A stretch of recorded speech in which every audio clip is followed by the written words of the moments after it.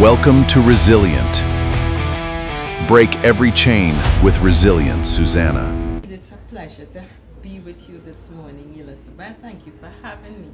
At Resilient Break Every Chain, we are all about sharing our journey as resilient women.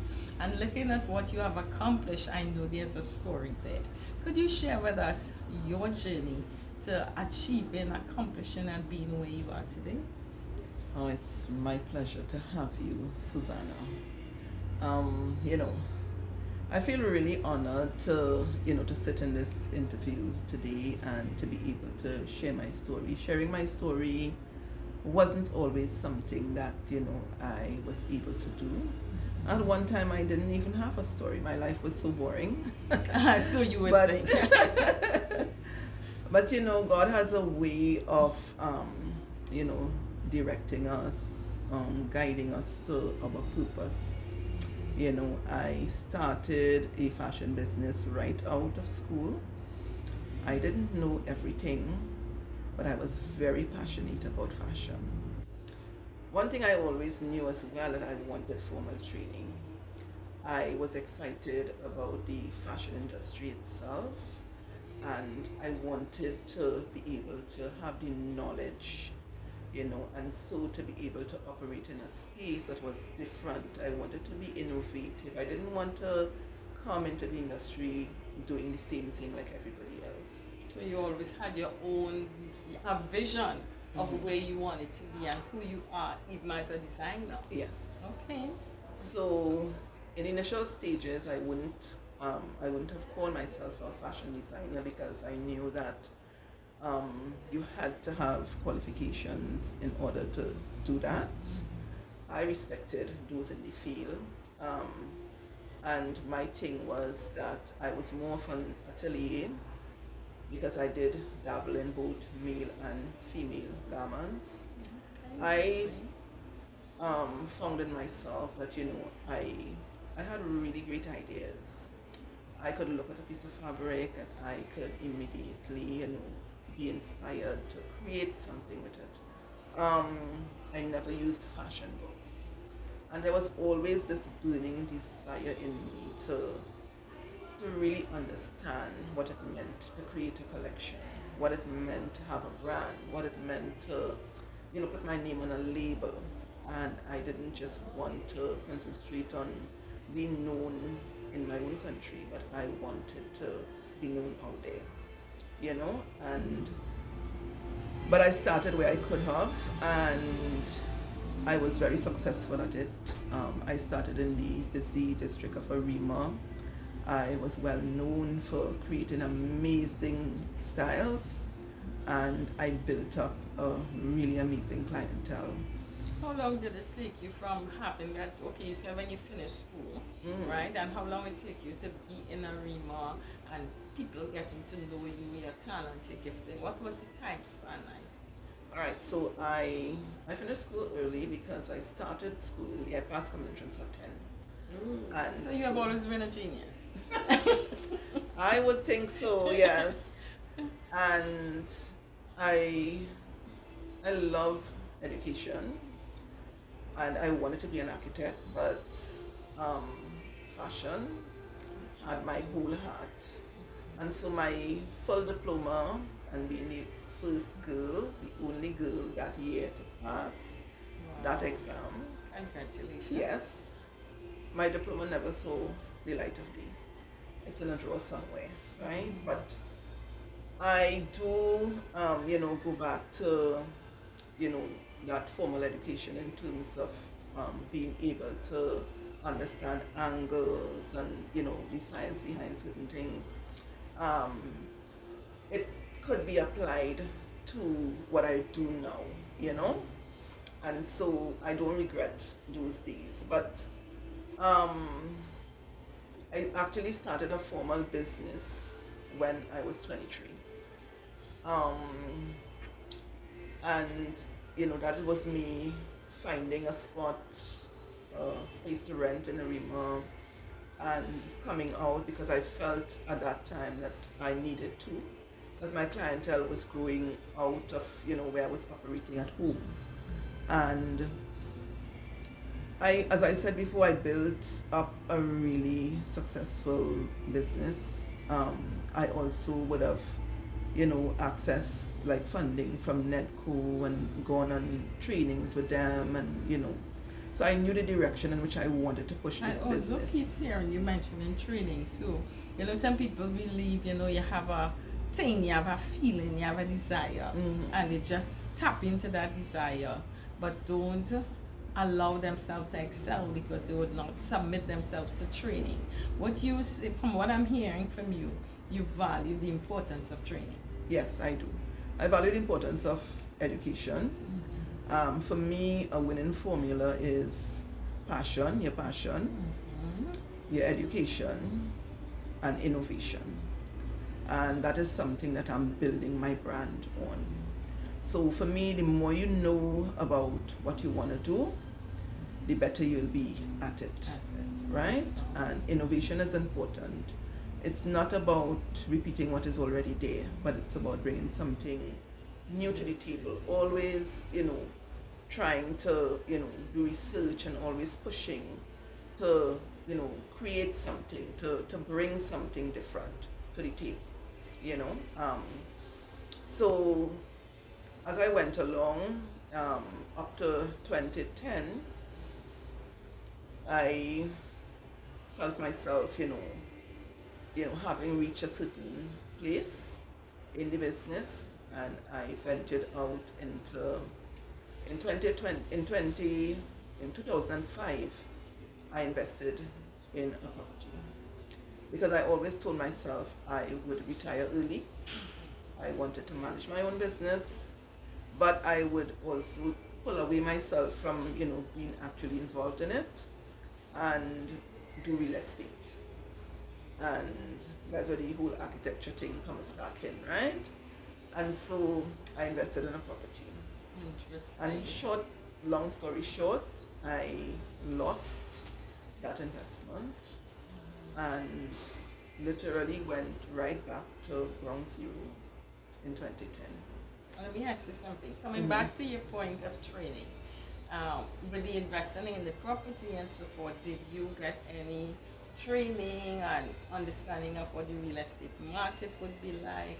So then it comes back to the original point of Yes, training and yes. equipping yourself. Sometimes we have desire, we have passion, but information, knowledge can make all the difference. Yes. So sometimes it's not that you ventured out and you didn't succeed. Sometimes we stop, we evaluate and decide, hey, Yeah. what could I have done differently? Yes. So that's a very, very important point to take note of. Awesome. So let's Yeah, I think one of the things that happened with me is that, when you reach a certain level, because you're making money, you have connections, you tend to think that, okay, I can do this.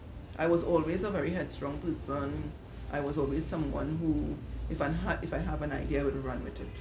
I had no fear, I had that big faith. But I think my reliance on God had somehow eased up.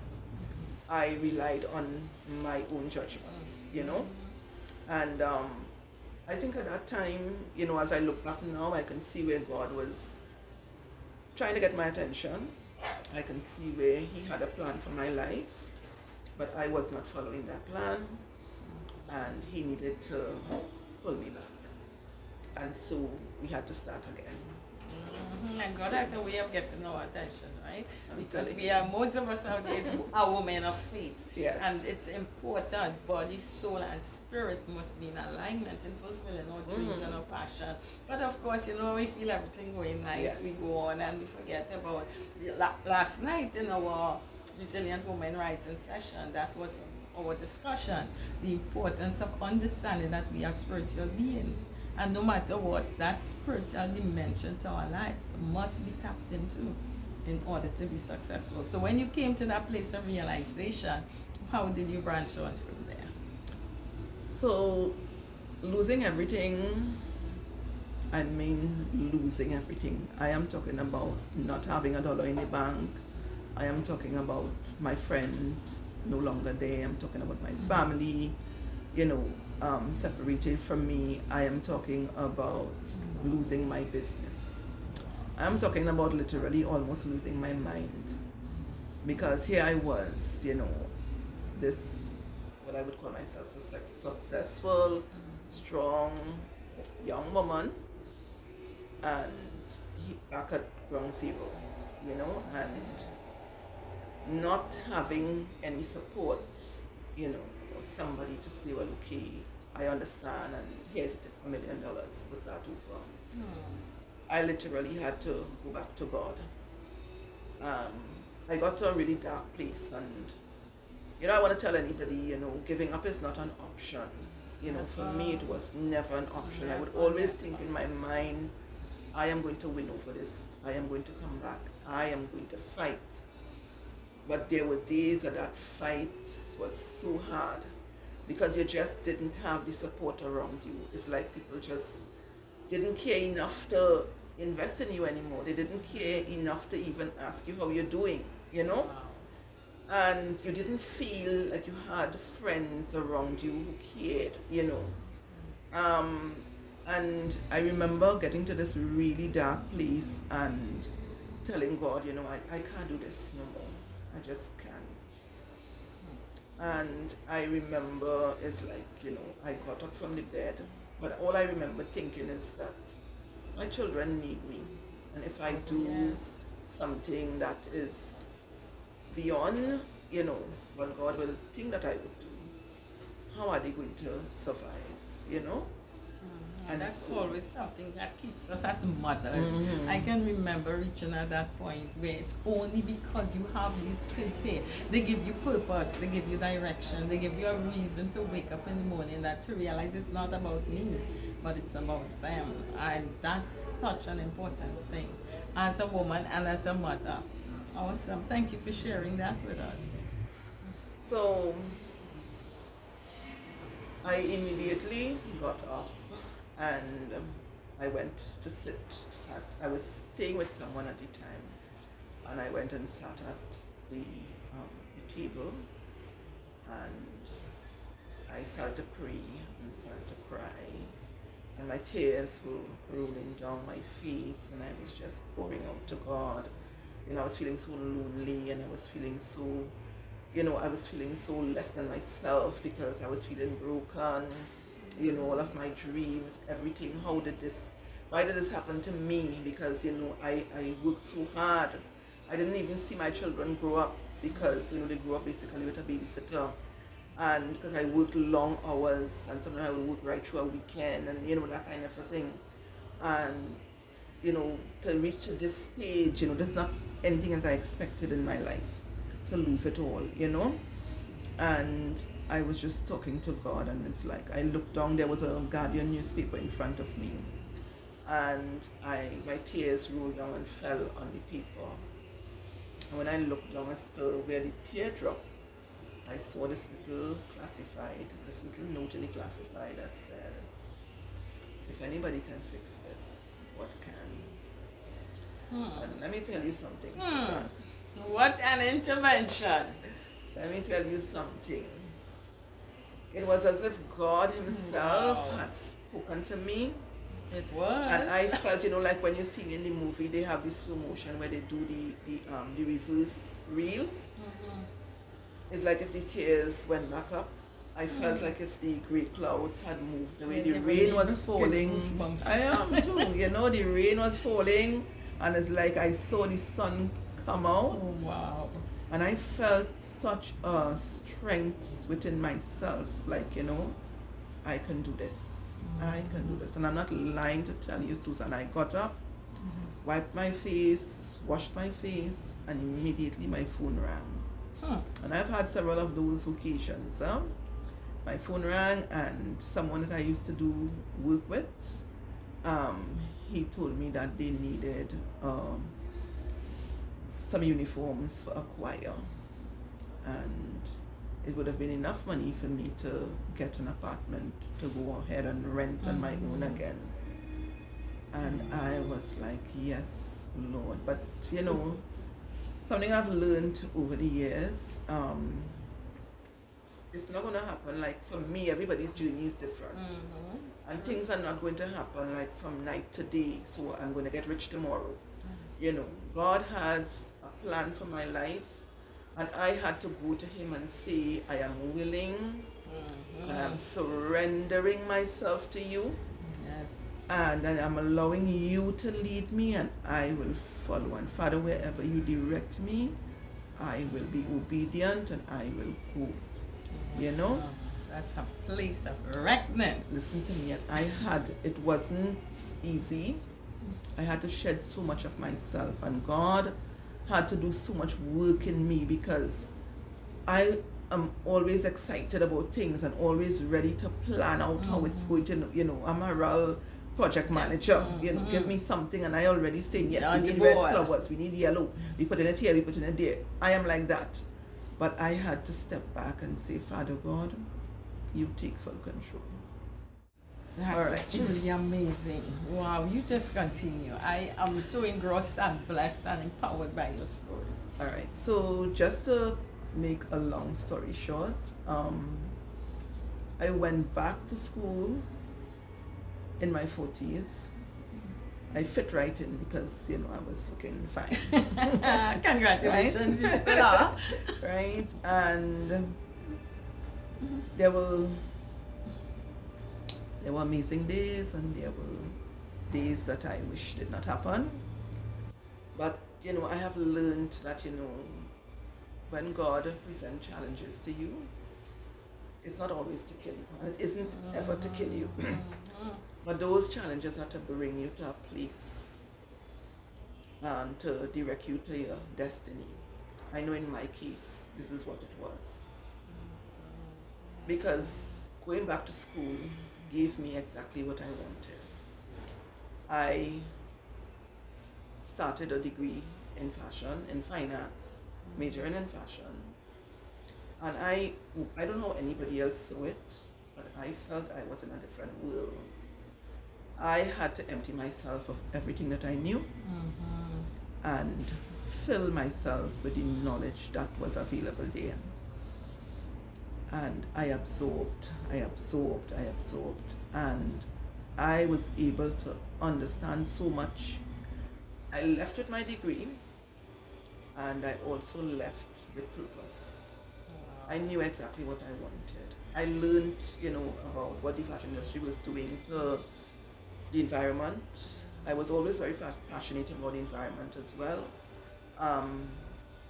And I wanted to play a part in, doing something different that would assist with caring for the environment.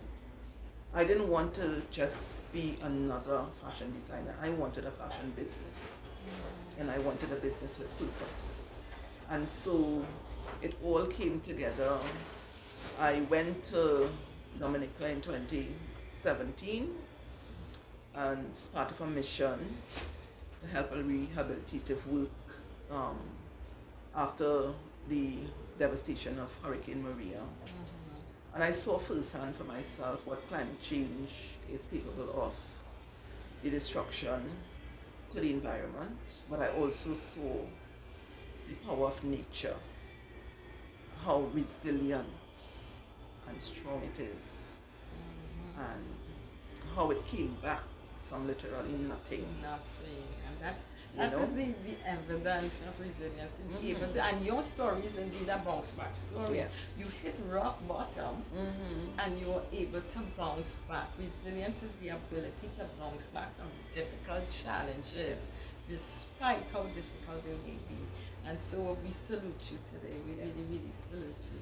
And one of the things, I learned so many lessons along the way, and I learned also, it isn't always about focusing on me getting back to where I was.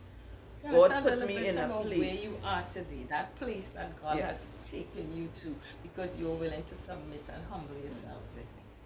So part of humility was, not focusing on me, but focusing on helping others. And so I joined an NGO and became very active with them. And I gave of my talents and my gifts and everything to ensure that others, found courage and found comfort. And in 2020, after I graduated, I decided to start my business, and the pandemic happened. And here I was again, another stumbling block, and I cried out to God again. I remember God providing a job for me to work with somebody to help them with some uniforms, and the price the guy was going to give me, I was like, it's a pandemic, and yeah, you'll be struggling, but It was unjust. and I clearly heard the Holy Spirit say to me, Elizabeth, call the guy and give him back his work. And I did exactly that. And as soon as I called him, a company called me. The driver came and he picked up the clothing. But in my mind I'm saying, but Lord, what am I going to do? I have no food. And a company called me and I got a contract. And God showed up. He showed his hand during that period of time. Took me through that couple of years when we were shut down as a country. He provided. And he didn't just provide for me alone. He provided for me to have a staff, to have people, to pay them to assist in the me. midst of the drought. You understand? Yes. Yes, and I saw God's hand. And I also saw God's favor when he gave me something to do. And although I didn't see how I was going to do it, I was obedient.